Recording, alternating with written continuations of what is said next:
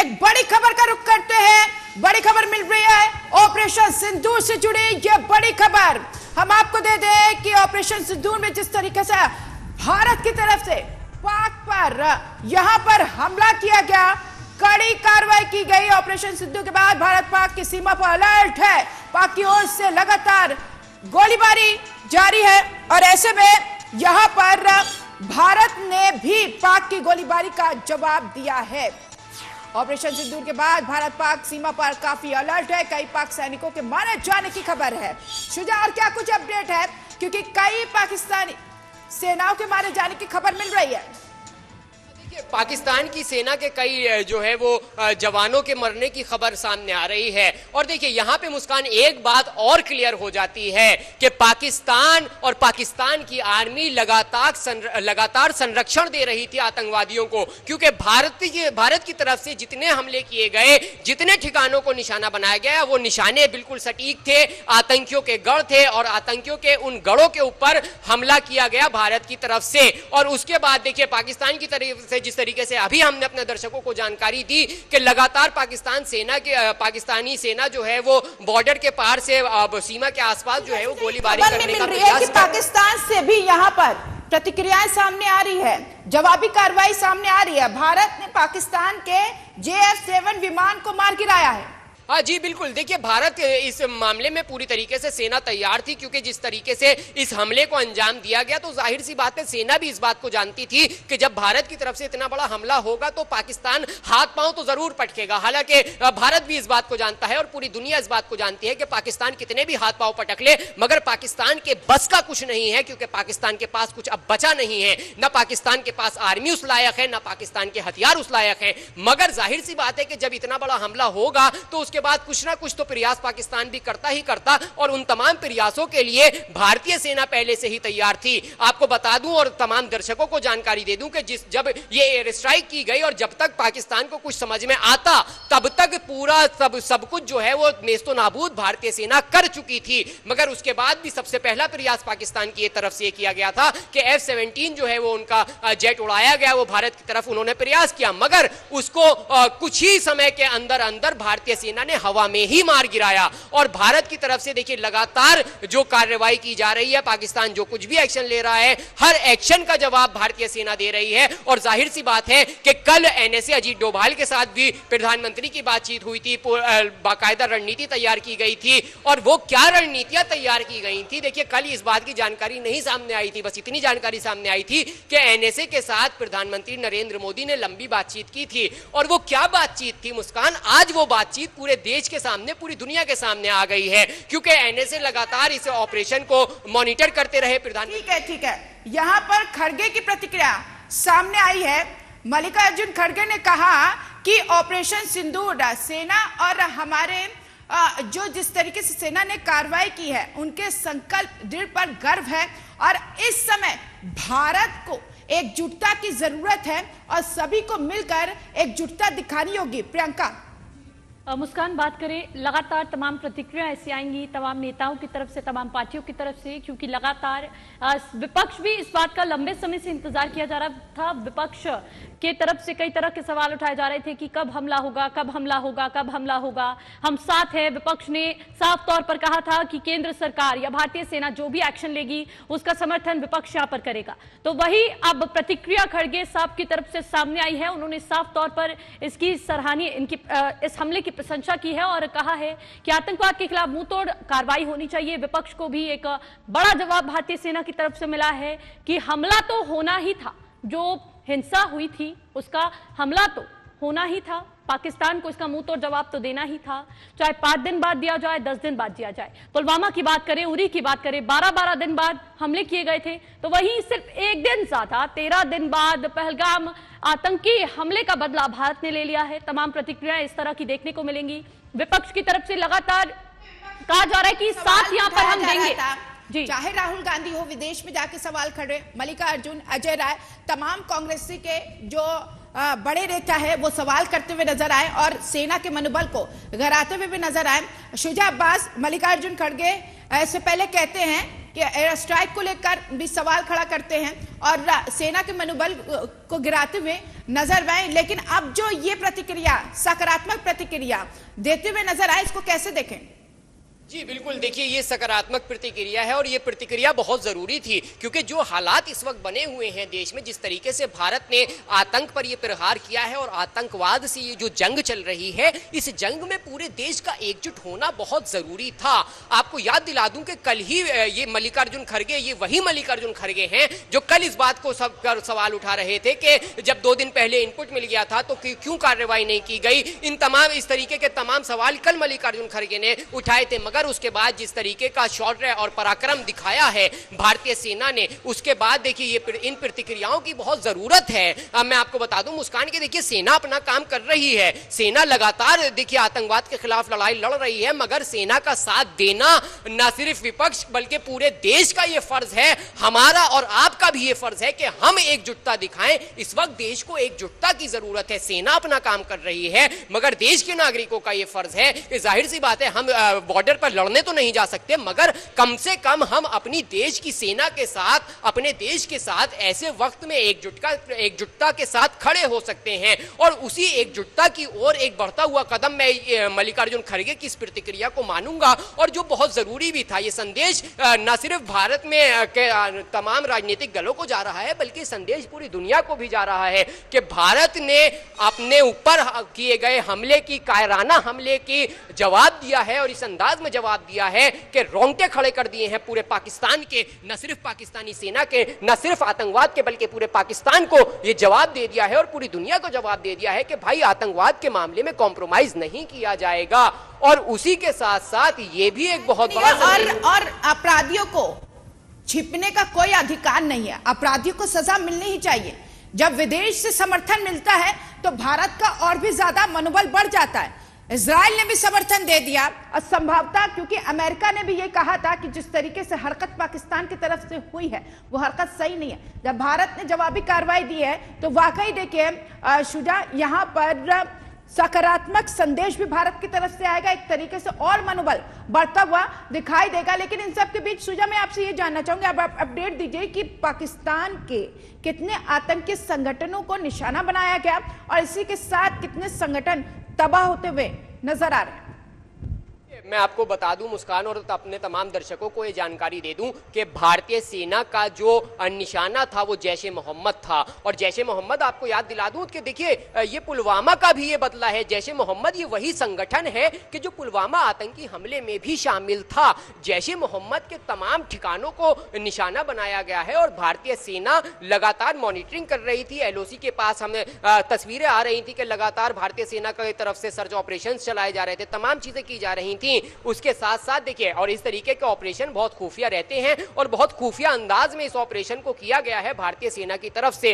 भारतीय सेना लगातार मॉनिटरिंग कर रही थी, क्योंकि एलओसी जो है उसको गढ़ बना रखा है पाकिस्तान ने अपने आतंक का। और जैश ए मोहम्मद जो ये आतंकी संगठन है, ये लंबे समय से भारत के ऊपर प्रहार करता आया है। भारतीय नागरिकों की मासूमों को, भारतीय मासूमों को जो है वो कई बार ऐसा हुआ है, चाहे हम पुलवामा की बात करें, पुलवामा हमला मुझे याद आ जाता है। उसके बाद हालांकि भारत ने बदला जरूर लिया था, मगर इस हमले के में जो है ये पहलगांव, न सिर्फ पहलगांव का बदला है, इसके साथ साथ पुलवामा का जो पुराना पहले हमला किया गया था, कायराना हमला पाकिस्तान के संरक्षण में जैश ए मोहम्मद ने किया था, उसका भी बदला एक बार फिर दोबारा लिया गया है। क्योंकि ये वो ठिकाने हैं जहां से पुलवामा की भी साजिश रची गई थी, ये वही ठिकाने हैं कि जहां से पहलगाम की भी साजिश रची गई थी, और इन तमाम ठिकानों को अब नेस्तो नाबूद कर दिया है। बिल्कुल प्रियंका चावला, अब यहाँ पर भारत ने भी ये कह दिया है कि वो मुल्क का समर्थन करे जो आतंकवाद के खिलाफ हमेशा बोलते रहे। जब इजराइल का समर्थन सामने आए तो ऐसा बिल्कुल प्रतीत होता है कि भारत ने जो किया सही किया। आतंकवाद के खिलाफ सभी की तरफ से यहाँ पर वैश्विक स्तर पर जो पहलगाम में आतंकी हमला हुआ था उसके बाद सब एक साथ नजर आए थे और सबने आतंकवाद की कड़ी निंदा की थी, पहलगाम आतंकी हमले की कड़ी निंदा की थी। सबको पता था कि भारत मुंह तोड़ जवाब देगा, इसलिए सभी चाइना की तरफ से एक प्रतिक्रिया आई थी कि शांति बननी चाहिए दोनों के बीच। जिस तरह के यहाँ पर जिस तरह से उनके संबंधों में खटास आ चुकी है, रिश्ते खराब हो चुके हैं, उनको ठीक होना चाहिए। मध्यस्थता की कोशिश सभी देशों की तरफ से की जा रही थी। थी और आतंकवाद के खिलाफ कड़ी निंदा की जा रही थी।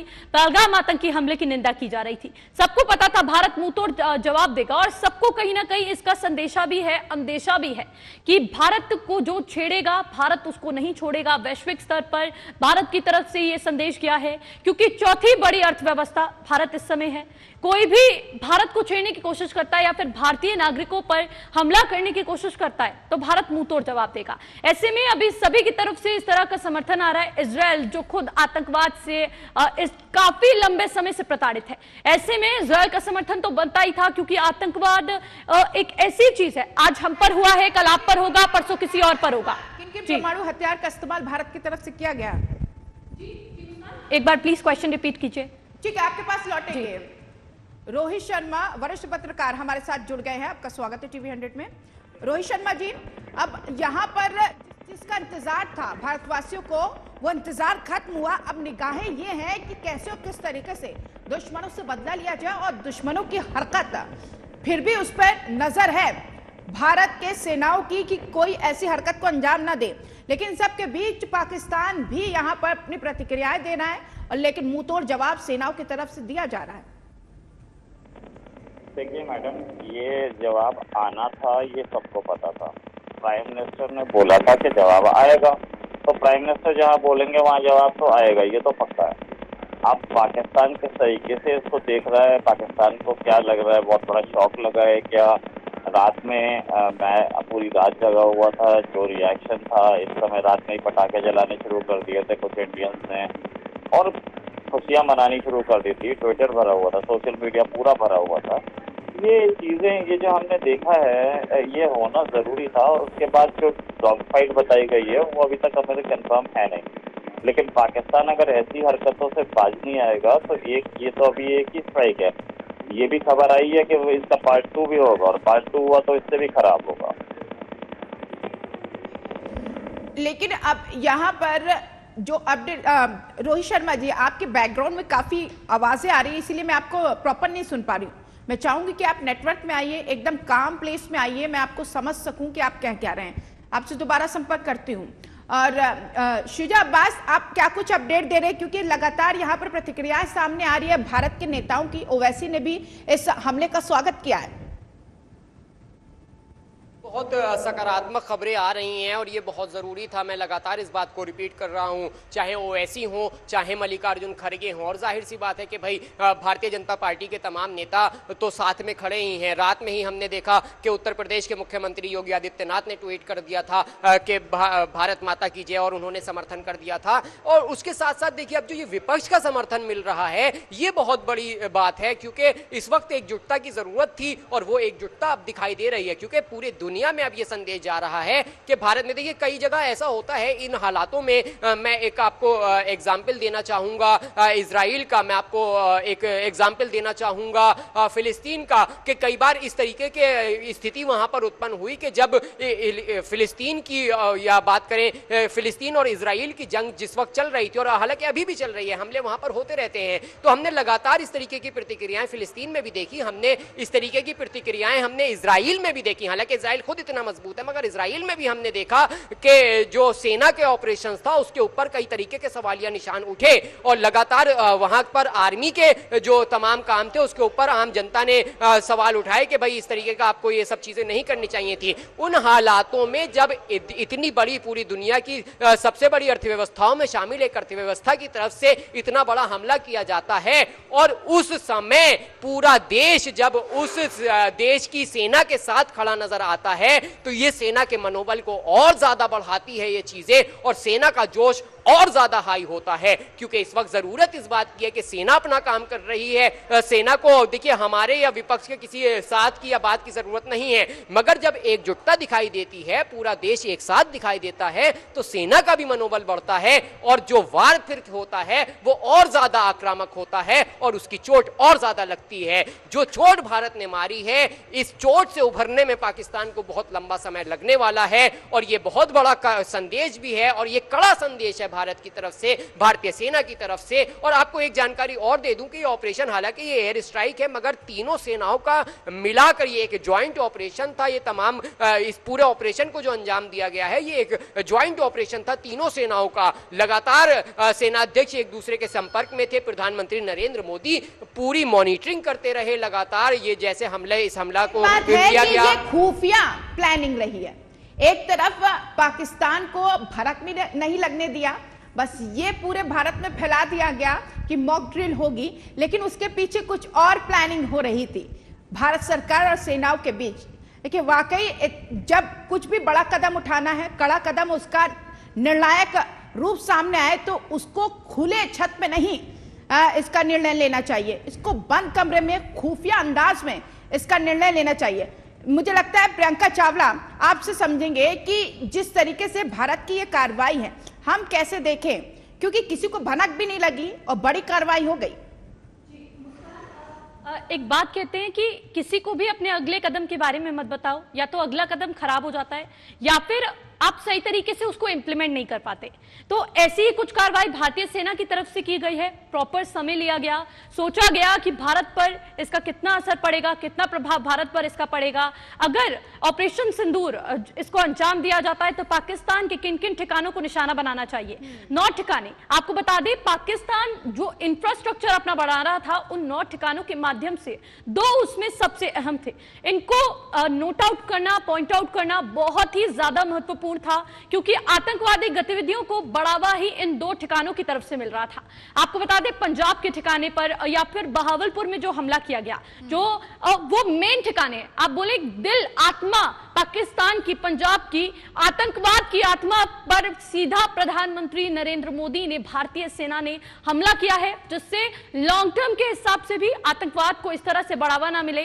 क्योंकि पाकिस्तान रुक जाता है, कश्मीर पर विवाद शुरू होता है, फिर उसके बाद दोबारा अटैक किया जाता है, फिर भारत अटैक करता है। लेकिन भारत इस तरह का अटैक करता है कि पाकिस्तान को एक बार फिर से हिम्मत मिल जाती है, एक बार फिर से पाकिस्तान में इस तरह का जोश आ जाता है कि ओ, हम तो अटैक कर सकते हैं। लेकिन अब की बार सबसे बड़ा अटैक, मैं बार बार कह रही हूं, मैंने पहले भी कहा, मैं एक बार फिर कह रही हूं, ये सबसे बड़ा अटैक भारत की तरफ से पाकिस्तान पर अब तक का किया गया है, क्योंकि इस अटैक में आतंकवाद को निशाना बनाया गया है। हमारा उद्देश्य, भारत का उद्देश्य किसी भी नागरिक को, किसी भी पाकिस्तानी नागरिक को यहां पर घायल करना नहीं था या फिर उन्हें चोट पहुंचाना नहीं था, लेकिन यह हमला आतंकवाद के खिलाफ किया गया है, क्योंकि स्पष्ट प्रधानमंत्री की ओर से कहा गया था कि आतंकवाद के खिलाफ हम कड़ी से कड़ी कार्रवाई करेंगे, कड़ा से कड़ा जवाब देंगे, मुंह तोड़ जवाब देंगे। उसी के उपलक्ष्य में लगातार बैठकें की गई, NSA की बैठक की गई, CCPA की बैठक की गई, लगातार बैठकों का दौर जारी था। प्रधानमंत्री नरेंद्र मोदी खुद मॉनिटरिंग कर रहे थे हर एक चीज की, रक्षा मंत्री की तरफ से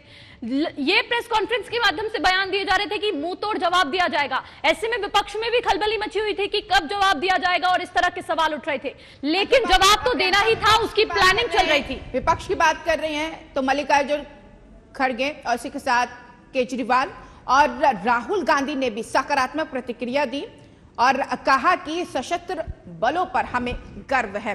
एक बड़ी खबर मिल रही है, उसका रुख कर लेते हैं। ऑपरेशन सिंदूर से जुड़ी बड़ी खबर, पीएम मोदी ने नाम दिया था इसका ऑपरेशन सिंदूर। पीएम मोदी ने की ऑपरेशन सिंदूर की पूरी मॉनिटरिंग। पीएम मोदी अपने आवाज से देख रहे थे पूरा ऑपरेशन सिंदूर की कुछ ही लोगों को जानकारी दी। जैसा कि हमने पहले भी बताया कि भनक नहीं लगने दी भारत के एक नागरिकों को कि भारत सरकार और सेना मिलकर एकजुट होकर क्या कुछ करने वाली है। सुबह होते ही ये बड़ी खबर और खुशी वाली खबर तमाम भारतवासियों को मिली कि अब भारत ने हमला कर दिया आतंक के ठिकानों पर और जवाब ले लिया उन मासूम लोगों की मौतों का। लेकिन अभी बदला बाकी है, क्योंकि आगे पाकिस्तान कोई भी ऐसी हरकत ना करे, उसको लेकर बड़ी प्लानिंग जरूर भारत की तरफ से की जाएगी। पीएम मोदी अपने आवाज से पूरे ऑपरेशन को देख रहे थे, मॉनिटरिंग कर रहे थे, क्योंकि मिलजुल कर ये पूरी तैयारी की गई कि कैसे और किस तरीके से। कह दिया था प्रधानमंत्री ने कि आप जगह और समय तय रखिए और हमला कर दिया जाएगा, जवाब ले लिया जाएगा। ये अहम खबर, बड़ी जानकारी हम अपने दर्शकों को दे रहे हैं। प्रधानमंत्री नरेंद्र मोदी खुद पूरे ऑपरेशन की मॉनिटरिंग करते हुए नजर आ रहे। रात से ही उनकी निगाहें हैं, पता था कि बड़ा हमला होगा और बड़ा जवाब पाकिस्तान और दुश्मन को दिया जाएगा। आतंकी ठिकानों पर 10 ठिकानों पर यहां पर टारगेट करते हुए कई आतंकवादियों को निस्त नाबूद कर दिया गया। पाकिस्तान चूर चूर होता हुआ नजर आ रहा है। पाकिस्तान की तरफ से प्रतिक्रियाएं भी सामने आ रही हैं और इन सब के बीच सबसे बड़ी बात यह है कि ये ऑपरेशन तब तक खत्म नहीं होगा जब तक आतंकवाद खत्म नहीं हो जाता।